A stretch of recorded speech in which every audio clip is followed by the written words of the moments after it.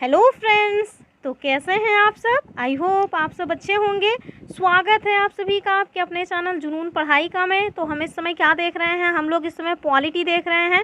और ये पॉलिटी हम लोग कहाँ से देख रहे हैं, तो ये हम लोग लूसेंट से देख रहे हैं। जो लूसेंट बुक है उससे हम लोग पॉलिटी देख रहे हैं। हमने एक वीडियो ऑलरेडी इस पर देख लिया है। अगर आप लोगों ने उसको नहीं देखा है तो चैनल में प्लेलिस्ट बनी हुई है, मतलब कि पॉलिटी बाई या लूसेंट पॉलिटी नाम से बनी है। उसको ज़रूर विजिट करें और उसको देख के तभी दूसरा जो वीडियो है इस पे आएँ। तो चलिए देखते हैं आज हमें क्या देखना है। आज हमें देखना है चैप्टर 2 यानी भारतीय जो संविधान सभा है इसके बारे में। तो चलिए स्टार्ट करते हैं। इससे पहले आगे बढ़ें, अगर आप लोग नए हैं तो सब्सक्राइब ज़रूर कर लें और वीडियो को लाइक कर दें और अपने फ्रेंड्स के साथ इसको शेयर करना बिल्कुल ना भूलें। तो चलिए देखते हैं। तो आप जानते हैं कि 1946 में कैबिनेट मिशन आया था और इसी कैबिनेट मिशन की जो भी संस्तुतियां थी इसके आधार पे जो भारतीय संविधान है इसका निर्माण करने वाली एक संविधान सभा का गठन कब किया गया, तो जुलाई 1946 में किया गया। तो ऐसे भी पूछा जा सकता है कि जो संविधान सभा है इसका गठन कब किया गया, तो इसका गठन किया गया जुलाई 1946 में। हम देखेंगे जो कैबिनेट मिशन है इसमें टोटल जो सदस्य थे वो कौन कौन से थे, तो सर स्टैफोर्ड क्रिप्स थे, पैथिक लॉरेंस थे और एबी अलेक्जेंडर। तो ये लोग किसके सदस्य थे, तो ये लोग सदस्य थे कैबिनेट मिशन के। आगे देखते हैं भारत के लिए एक संविधान सभा की जो रचना है इसके हेतु संविधान सभा का विचार जो सर्वप्रथम है वो किसके द्वारा दिया गया था, तो ये स्वराज पार्टी के द्वारा 1924 में दिया गया था। और जो स्वराज पार्टी है इसका गठन कब किया गया था, तो ये 1923 में इसका गठन किया गया था। आगे हम देखते हैं जो संविधान सभा है इसके सदस्यों में टोटल संख्या कितनी थी, तो संविधान सभा की जो टोटल सदस्य संख्या थी वो 389 निश्चित की गई थी। और इसमें आप देखेंगे कि जो 292 सदस्य थे ये ब्रिटिश प्रांतों के प्रतिनिधि थे, जबकि जो 4 सदस्य हैं वो चीफ कमिश्नरी प्रांतों से थे। और आगे देखेंगे जो 93 मतलब कि सदस्य थे वो देसी रियासतों के प्रतिनिधि थे।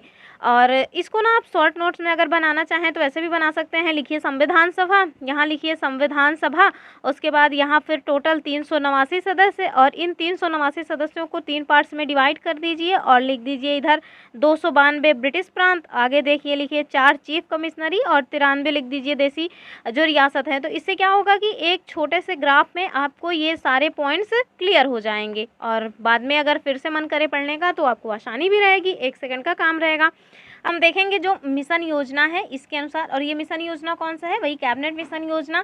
इसके अनुसार जुलाई 1946 में संविधान सभा का चुनाव हुआ जिसमें 389 सदस्यों में से प्रांतों के लिए जो निर्धारित सदस्य संख्या थी वो 296 थी। इनको विभिन्न प्रांतों की विधानसभाओं के द्वारा चुना गया और इसमें जो कांग्रेस को सीटें मिली वो 208, मुस्लिम लीग को 73 और कुछ जो 15 अन्य सीटें थी वो अन्य दलों और जो मतलब कि स्वतंत्र उम्मीदवार थे वो इस पर निर्वाचित हुए।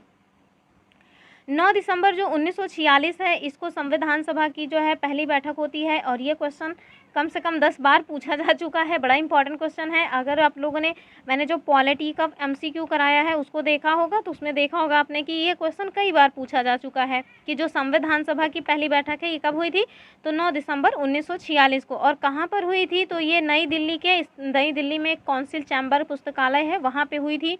आगे देखेंगे कि सभा के सबसे जो बुजुर्ग सदस्य थे उस समय पे वर्तमान मतलब कि कौन थे, तो सच्चिदानंद सिन्हा जी थे। इनको अस्थायी अध्यक्ष के रूप में चुना गया और मुस्लिम लीग ने इस बैठक का बहिष्कार किया और साथ में पाकिस्तान के लिए एक अलग संविधान सभा की भी डिमांड प्रारंभ कर दी। हम देखेंगे जो हैदराबाद है उसके बारे में बता रहे हैं। हैदराबाद एक ऐसी देसी रियासत थी जिसके जो प्रतिनिधि हैं वो संविधान सभा में सम्मिलित नहीं हुए थे। और हम आगे देखेंगे कि जो प्रांतों या देसी रियासतों को उनकी जनसंख्या के अनुपात में संविधान सभा में प्रतिनिधित्व दिया गया था। साधारणतः 10 लाख की आबादी पर एक स्थान का आवंटन किया गया था, यानी एक सीट मिलना है तो इसका मतलब है कि उस पर कम से कम 10 लाख जो है जनसंख्या होनी चाहिए। आगे देखेंगे कि जो प्रांतों का प्रतिनिधित्व है वो मुख्यतः 3 प्रमुख समुदायों की जनसंख्या के द्वारा किया गया था और ये जो समुदाय हैं ये कौन से थे, तो मुस्लिम, सिख और साधारण यानी कि जनरल लोग। अब देख लेना है कि जो संविधान सभा है उसकी कुछ समितियां बनी थी और उनके अध्यक्ष कौन थे, बड़ा इंपॉर्टेंट है, बहुत पूछा जाता है। तो सबसे पहले तो हम देखेंगे संचालन समिति। तो संचालन समिति के साथ साथ ये भी देख लेते हैं झंडा समिति और प्रक्रिया समिति, क्योंकि इनके अध्यक्ष एक ही थे। तो जो संचालन समिति है, राष्ट्र ध्वज संबंधी जो तदर्थ समिति है और जो प्रक्रिया संचालन समिति है, इन तीनों ही समितियों के अध्यक्ष कौन थे? तो डॉक्टर राजेंद्र प्रसाद जी थे। और तो याद रखिएगा कि जो झंडे का संचालन है वो किसने किया था? तो राजेंद्र प्रसाद ने, ऐसे याद रखिएगा, मुझे भी ऐसे याद ही है।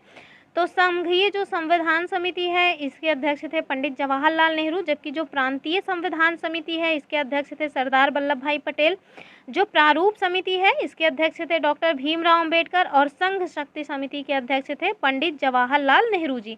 जो मौलिक अधिकार एवं अल्पसंख्यक तथा जनजाति और बहिष्कृत क्षेत्र के लिए एक सलाहकार समिति गठित की गई थी, इसके अध्यक्ष थे सरदार वल्लभ भाई पटेल जी। और राष्ट्र ध्वज और प्रक्रिया नियम समिति के कौन थे वो बता ही दिए हैं। अब देख लेते हैं जो मौलिक अधिकारों, अल्पसंख्यकों एवं जनजातियों तथा बहिष्कृत क्षेत्रों के लिए जो सलाहकार समिति बनाई गई थी, उसके अंतर्गत आप देखेंगे कि 5 उप समितियां भी गठित की गई थी। और वो जो 5 उप समितियां थी उसमें कौन कौन अध्यक्ष थे? तो जो उप समिति पहली थी वो थी मौलिक अधिकार उप समिति और JB कृपलानी इसके अध्यक्ष थे। अल्पसंख्यक उप समिति HC मुखर्जी अध्यक्ष थे। जो उत्तर पूर्व सीमांत जनजाति क्षेत्र है, जिसमें आप देखेंगे कि असम को छोड़ दिया जाएगा और आंशिक रूप से छोड़े गए जो क्षेत्र हैं उसके लिए उप समिति का जो अध्यक्ष बनाया गया था वो गोपीनाथ बारदोलोई को बनाया गया। और छोड़े गए और आंशिक रूप से छोड़े गए जो क्षेत्र हैं, यानी कि असम में जो सिंचित क्षेत्र हैं, इसके अलावा जो उप समिति बनी थी उसके अध्यक्ष थे AV ठक्कर। ये सब नहीं पूछा जाता, ऊपर जो मेन समितियाँ थी वही पूछी जाती हैं। और उत्तर पश्चिम जो फ्रंटियर जनजाति क्षेत्र के लिए उप समिति बनी थी पाकिस्तान में शामिल होने के कारण, इसे जो है भारत की संविधान सभा की तरफ से कार्य करने के लिए नहीं बुलाया गया। आगे फिर देख लेते हैं जो संविधान सभा है इसमें ब्रिटिश प्रांतों के 296 सदस्यों का विभाजन सांप्रदायिक आधार पर किया गया था। तो ये भी याद रखिएगा किस आधार पर किया गया था? तो सांप्रदायिक आधार पर किया गया था। अब हम देखेंगे जो संविधान सभा बनी थी 1946 में, इसमें समुदाय आधारित जो प्रतिनिधित्व रहा है, ये क्वेश्चन भी कई बार पूछा गया है। तो हिंदुओं का जो है वो सदस्य संख्या कितनी थी? यानी हिंदू समुदाय का जो प्रतिनिधित्व था वो 163 सदस्यों पर था, जबकि मुस्लिमों का 80 सीटों पर था। और जो अनुसूचित जाति है उसमें हम देखेंगे 31 सदस्य और भारतीय ईसाई 6 सदस्य और पिछड़ी जनजातियां 6 सदस्य, सिख थे 4 सदस्य, एंग्लो इंडियन और पारसी टोटल 3 सदस्य थे। और टोटल कितने सदस्य थे? तो 296 टोटल सदस्य थे। आगे देखते हैं। और हाँ, ये जो बुक है, मतलब जो मतलब बार बार पॉलिटी के नाम पे M लक्ष्मीकांत ही याद आता है, तो ये जो है लूसेंट की जो बुक है, इसको आप लोग एज अ रिवीजन सीरीज़ देखिएगा। ये मत सोचिएगा कि आपको कुछ बहुत ज़्यादा यहाँ सीखना है, यहाँ कुछ सीखना नहीं है। अगर आपने सारी चीज़ें पढ़ी लिखी हैं तो आप लास्ट टाइम में रिवीजन के लिए इसको एक बार देख लीजिए। और आगे फिर हम चल करके पॉलिटी को बहुत अच्छे से पढ़ेंगे M लक्ष्मीकांत में। और अभी तो केवल इसको रिवीजन के तौर पे फटाफट देख लीजिए। और ये आपको, चूँकि अभी आपको पता होगा कि जो UP PCS का एग्ज़ाम है वो 27 अक्टूबर को होना है, तो उसके लिए ये बहुत हेल्पफुल सीरीज़ रहने वाली है, तो इसको बहुत तेज़ी से देख लीजिए। अब हम देखेंगे जो संविधान सभा थी उसमें महिला सदस्य संख्या कितनी थी? तो टोटल 15 संख्या थी, मतलब टोटल 15 महिलाओं ने इसमें प्रतिनिधित्व किया था। अब उनके नाम कौन है और वो लोग कहाँ से निर्वाचित हुई थी, ये सब भी देख लेते हैं। हालांकि अभी इस टाइप का क्वेश्चन पूछा नहीं गया है, ज़्यादातर यही पूछे जाने का चांस रहता है कि एक मुस्लिम महिला थी जिनका नाम था बेगम एजाज रसूल और ये संयुक्त प्रांत से थी। तो देख लेते हैं हालांकि हम सबका नाम। जैसे सबसे पहले कौन है? तो सबसे पहले आपको दिख रहे हैं अम्मू स्वामीनाथन, और ये मद्रास से जो है मद्रास सीट से निर्वाचित हुई थी। जो एनी मैस्करीन है ये त्रावणकोर और कोचीन यूनियन से निर्वाचित हुई। और बेगम एजाज रसूल हमने बताया संयुक्त प्रांत से और मुस्लिम महिला थी। जबकि जो दक्षानी वेल्लादुन है ये मद्रास।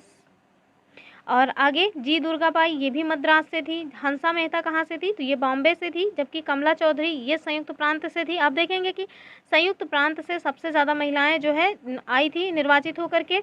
और जो लीला रे हैं ये पश्चिम बंगाल से थी। और मालती माधव कहाँ से, सॉरी मालती माधव नहीं, मालती चौधरी जी उड़ीसा से थी। जो पूर्णिमा बनर्जी हैं वो संयुक्त प्रांत से थी।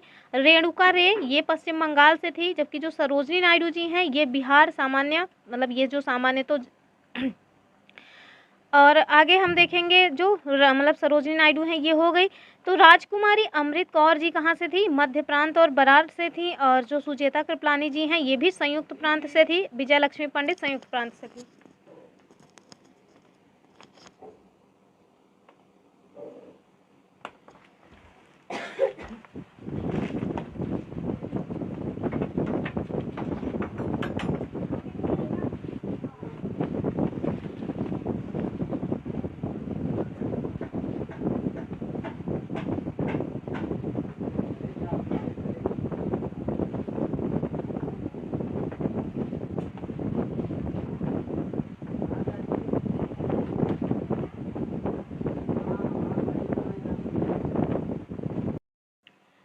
आगे देखते हैं, जो 11 दिसंबर 1946 को डॉक्टर राजेंद्र प्रसाद जो है संविधान सभा के स्थायी अध्यक्ष निर्वाचित हुए। तो जो अस्थायी अध्यक्ष थे वो सच्चिदानंद सिन्हा जी थे। और ये क्वेश्चन ना अभी यूपीएससी का जो एग्जाम हुआ था उसमें पूछ लिया गया था, इतना इजी क्वेश्चन। तो याद रखिएगा, जो अस्थायी अध्यक्ष थे वो कौन थे, तो वो थे सच्चिदानंद सिन्हा जी। जबकि जो स्थायी अध्यक्ष निर्वाचित हुए वो कौन थे, तो डॉक्टर राजेंद्र प्रसाद जी अस्थायी अध्यक्ष के रूप में निर्वाचित हुए। संविधान सभा ने 2 उपाध्यक्ष बनाने का भी संकल्प लिया, और जिसके तहत हम देखेंगे पहले उपाध्यक्ष कौन बने, तो पहले उपाध्यक्ष बने एच.सी. मुखर्जी, और जो है 25 जनवरी 1947 को। और आगे चल के दूसरे जो उपाध्यक्ष हैं वो कौन बनते हैं, तो वो बी.टी. कृष्णामाचारी बनते हैं। कब? 16 जुलाई 1947 को। और आगे देखते हैं, जो संविधान सभा है इसकी कार्यवाही 13 दिसंबर 1946 को जवाहरलाल नेहरू द्वारा पेश किए गए उद्देश्य प्रस्ताव के साथ प्रारंभ होती है।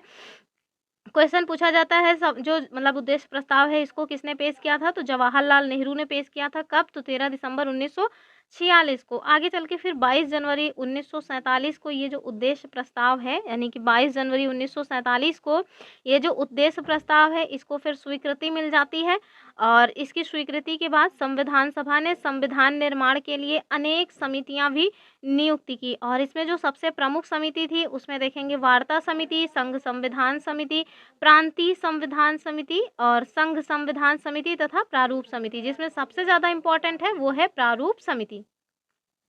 जो बी.एन. राव जी हैं इनके द्वारा तैयार किए गए संविधान के प्रारूप पर विचार विमर्श करने के लिए संविधान सभा के द्वारा 29 अगस्त 1947 को एक संकल्प पारित करके प्रारूप समिति का गठन किया गया, और इसके अध्यक्ष के रूप में डॉक्टर भीमराव अंबेडकर जी को चुना गया। तो प्रारूप समिति के अध्यक्ष कौन थे? डॉक्टर भीमराव अंबेडकर जी। ये क्वेश्चन बड़ा इंपॉर्टेंट है।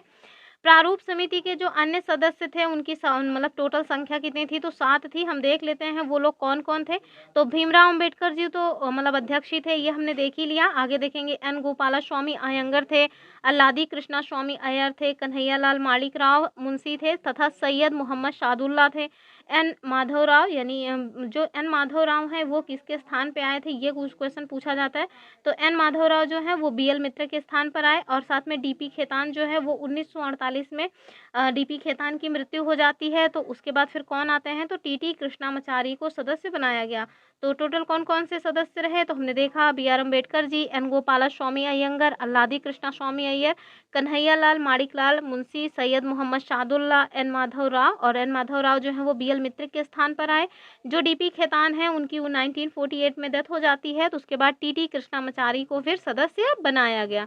आगे फिर नोट में दिए हुए हैं, जो संविधान सभा है इसमें अंबेडकर जी का जो पहली बार निर्वाचन है वो बंगाल से हुआ था। लेकिन जो मतलब बंगाल का जो डिवीज़न हो गया, डिवीज़न दैट मीन्स जब भारत और पाकिस्तान अलग हुए तो जो ईस्ट बंगाल है वो पाकिस्तान के हिस्से में चला गया, जो कि अभी बांग्लादेश है। और अभी बांग्लादेश में भी उत्पात मचा हुआ है। तो जब ये मतलब पाकिस्तान के हिस्से में चला गया तो फिर अंबेडकर जी को दोबारा से कहाँ से चुना जाता है, तो फिर अंबेडकर जी दोबारा से कहाँ से आते हैं, बॉम्बे से उनका निर्वाचन होता है। और उन्हें भारत के संविधान के मुख्य वास्तुकार और भारत के संविधान के जनक के रूप में जाना जाता है। कई बार आप देखेंगे कि जो लोग होते हैं वो अगर उनसे पूछा जाए कि जो हमारा संविधान है उसका निर्माण किसने किया था, तो वो बताते हैं कि अंबेडकर जी ने। जबकि ऐसा नहीं होगा, भारत के संविधान का निर्माण किसी एक व्यक्ति ने नहीं किया था। जो संविधान सभा है उसके द्वारा भारत के संविधान का निर्माण किया गया था। तो किसी को भी ये नहीं कहना है कि जवाहरलाल नेहरू ने किया, या मतलब ज़्यादातर लोग अंबेडकर जी को लेकर ही बोलते हैं कि भारत के संविधान का निर्माण अंबेडकर जी ने किया। तो ऐसा नहीं है, संविधान सभा के द्वारा हमारे संविधान का निर्माण किया गया था। अब जो प्रारूप कमेटी है इसकी बात करते हैं कि जो प्रारूप कमेटी है इसने अपना जो प्रारूप है वो तैयार करने में टोटल 6 महीने से भी कम का टाइम लिया, और इस दौरान उसकी टोटल 141 बैठकें भी हो जाती हैं। अब हम देखेंगे जो 3 जून 1947 है, तो ये 3 जून 1947 को क्या आया था, तो ये आया था Mountbatten plan. Mountbatten plan, Mountbatten plan यानी कि माउंट बेटन घोषणा भी इसको कहा जाता है। तो ये जो माउंट बेटन प्लान है इसके अनुसार आप देखेंगे कि देश का जो बंटवारा है वो अगर जब हुआ तो उसके बाद जो भारतीय संविधान सभा है इनकी जो टोटल सदस्य संख्या रही ये कितनी रही, तो ये हो गई 324। और इसमें हम देखेंगे 324 में जो 235 थे, सॉरी 324 में जो 235 स्थान थे ये प्रांतों के लिए, जबकि जो 389 है यानी कि 300 जो 89 स्थान थे वो किन के लिए, तो ये जो देसी रियासतें थी, देसी राजा रजवाड़े, इनके लिए मतलब कि फिक्स की गई। तो ये तो हो गया 3 जून जो 1947 को माउंट देखेंगे। कैबिनेट मिशन 1945 के प्रस्ताव पर जो गठित अंतरिम मंत्रिमंडल था, इसमें जो है किसको कौन सा विभाग मिला, किस विभाग के मंत्री कौन बनाए गए और ये कब बनाए गए, तो 2 दिसंबर 1946 को ये लोग बनाए जाते हैं। तो हमें देखना है, ये बड़ा इंपॉर्टेंट है, पूछा जाता है डायरेक्टली। तो जो जवाहरलाल नेहरू जी हैं, ये कार्यकारी परिषद के उपाध्यक्ष तथा विदेशी मामलों और राष्ट्रमंडल संबंधी जो मामले थे, इसके अध्यक्ष बनाए गए। जबकि जो वल्लभ भाई पटेल हैं, ये गृह, सूचना तथा प्रसारण विभाग के मंत्री थे। बलदेव सिंह ये रक्षा मंत्री थे और ये बलदेव सिंह आगे भी रक्षा मंत्री ही रहेंगे।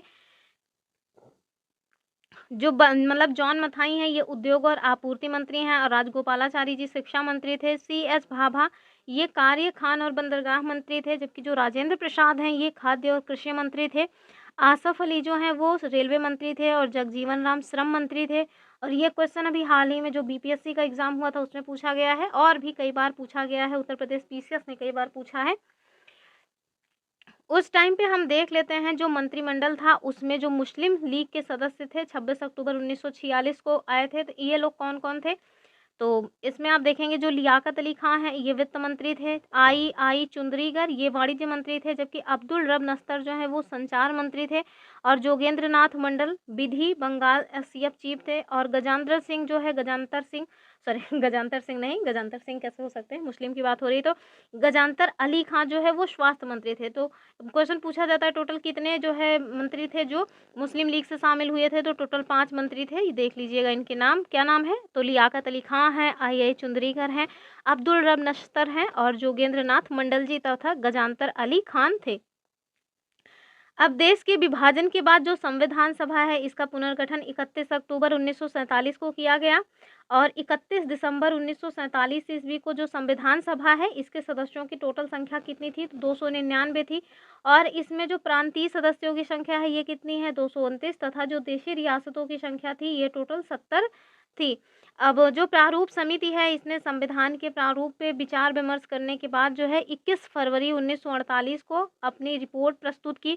संविधान सभा में संविधान का जो पहला वाचन है, ये क्वेश्चन बड़ा इंपॉर्टेंट है, तो हम देख लेते हैं। पहला वाचन 4 नवंबर से 9 नवंबर 1948 तक चला। जबकि जो दूसरा वाचन है ये 15 नवंबर 1948 से 17 अक्टूबर 1949 तक चला। तो सब पूछा जाता है कि सबसे लंबा चलने वाला वाचन कौन सा था, तो वो दूसरा वाचन ही था।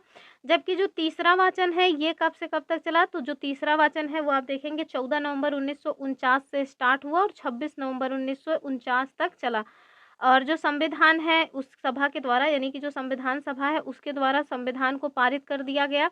ये जो लास्ट डेट है ना 26 नवंबर 1949, इसी दिन को जो हमारी संविधान सभा है इसके द्वारा संविधान को पारित कर दिया गया। और इस समय संविधान सभा में टोटल कितने सदस्य थे, तो उस समय पे टोटल 284 सदस्य थे। जो हमारा संविधान बनकर के रेडी हुआ है उसमें साइन भी टोटल यही 284 सदस्यों के ही हैं, यानी कि हस्ताक्षर केवल 284 सदस्यों के मिल जाते हैं। अब हमारा जो स्वतंत्र भारत रहा उसका जो पहला मंत्रिमंडल गठित किया गया, उसको हम देखेंगे कि 1947 में जो पहला मंत्रिमंडल स्वतंत्र भारत का बना उसमें किसको कौन सा विभाग मिला। तो जो पंडित जवाहरलाल नेहरू जी हैं ये PM बनाए गए, साथ में राष्ट्रमंडल और विदेशी मामले जो भी थे और वैज्ञानिक शोध संबंधित जो भी मामले थे वो विभाग इनको मिल गया। वल्लभ भाई पटेल को गृह की सूचना और प्रसारण और राज्यों में के मामले जो थे उसके मंत्री बने। और जो राजेंद्र प्रसाद जी हैं ये खाद्य और कृषि मंत्री बने। जबकि जो मौलाना अबुल कलाम आज़ाद हैं इन्हें शिक्षा मंत्री बनाया गया। और डॉक्टर जान मथाई ये रेलवे और परिवहन मंत्री बने। डॉक्टर BR अम्बेडकर जी ये विधि मंत्री बने। और इसके साथ जगजीवन राम जी पहले भी श्रम मंत्री थे, अभी भी हैं। और जो सरदार वल्लभ भाई पटेल, जो सरदार बलदेव सिंह जी हैं ये पहले भी रक्षा मंत्री थे और अभी भी रक्षा मंत्री ही हैं। और जो राजकुमारी अमृत कौर है वो स्वास्थ्य मंत्री बनती हैं। जो CS भाभा हैं ये वाणिज्य मंत्री। और रफ़ी अहमद किदवई ये संचार मंत्री। RK षणमुखम शेट्टी वित्त मंत्री। और डॉक्टर श्यामा प्रसाद मुखर्जी वो उद्योग और आपूर्ति मंत्री। VN गडगिल जो है वो कार्य, खान और ऊर्जा मंत्री नियुक्त हुए।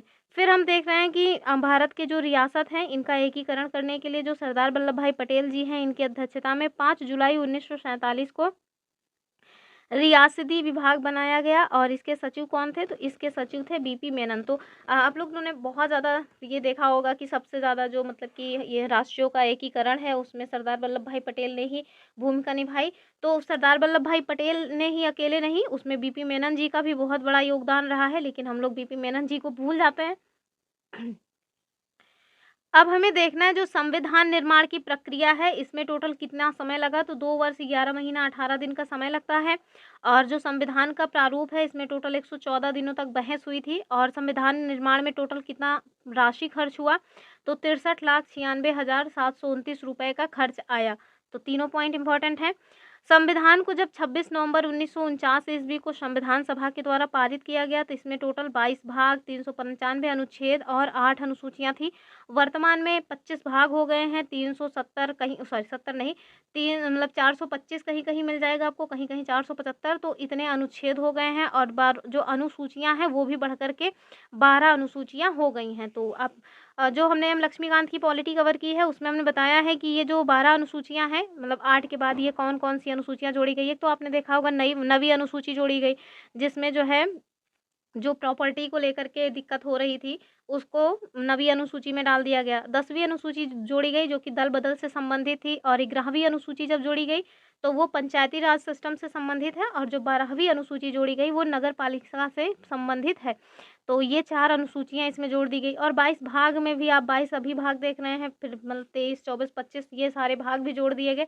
और आर्टिकल्स तो दरअसल वैसे अगर देखा जाए ना तो टोटल 22 भाग वर्तमान में भी हैं और अनुच्छेद भी टोटल 395 ही हैं। क्यों? क्योंकि जो 22 भाग हैं इसी में आप देखेंगे जो है भाग, जैसे कोई भाग है उसका मतलब क्लॉज ए जोड़ दिया गया, क्लॉज बी जोड़ दिया गया, तो ऐसे करके टोटल उसी में क्लॉजेस जुड़े हुए हैं। और अनुच्छेदों के साथ भी यही हुआ है। संविधान के टोटल अनुच्छेदों में से 15 मतलब आर्टिकल्स, जिसमें आर्टिकल 5, 6, 7, 8, 9, 60, 324 और 366, 367, 379 और 380 एंड 388 एंड 391, 392 एंड 393। और ये सब उसी दिन यानी कि जो आखिरी बैठक हुई 26 नवंबर 1949 इसी दिन को ये स्वतः ही लागू हो गए। आगे चल के फिर जो अन्य मतलब जो बचे हुए आर्टिकल्स थे वो 26 जनवरी 1950 को लागू हुए। संविधान सभा की जो अंतिम बैठक है वो 24 जनवरी 1950 को हुई। तो संविधान सभा की जो अंतिम बैठक है ये कब हुई थी? 24 जनवरी 1950 को। उसी दिन संविधान सभा के द्वारा डॉक्टर राजेंद्र प्रसाद जी को पहला राष्ट्रपति चुना गया। संविधान सभा 26 जनवरी 1950 से 1951-52 में हुए आम चुनावों के बाद जो बनने वाली नई संसद के निर्माण है इसके तक भारत की अंतरिम संसद के रूप में भी इसने काम किया। संविधान सभा के द्वारा कुछ अन्य कार्य किए गए, जैसे पहला क्या है कि इसने मई 1949 तक राष्ट्रमंडल में भारत की सदस्यता का सत्यापन किया। 22 जुलाई, और ये क्वेश्चन पूछा जा चुका है, 22 जुलाई 1947 को राष्ट्रीय ध्वज को अपनाया गया। मेरे ख्याल से 2020 उत्तर प्रदेश पीसीएस में पूछा गया था। और इसने 24 जनवरी 1950 को राष्ट्रगान तथा राष्ट्रीय गीत को भी अपनाया। और इसके साथ साथ 24 जनवरी 1950 को राजेंद्र प्रसाद जी को भारत के पहले राष्ट्रपति के रूप में भी चुना गया।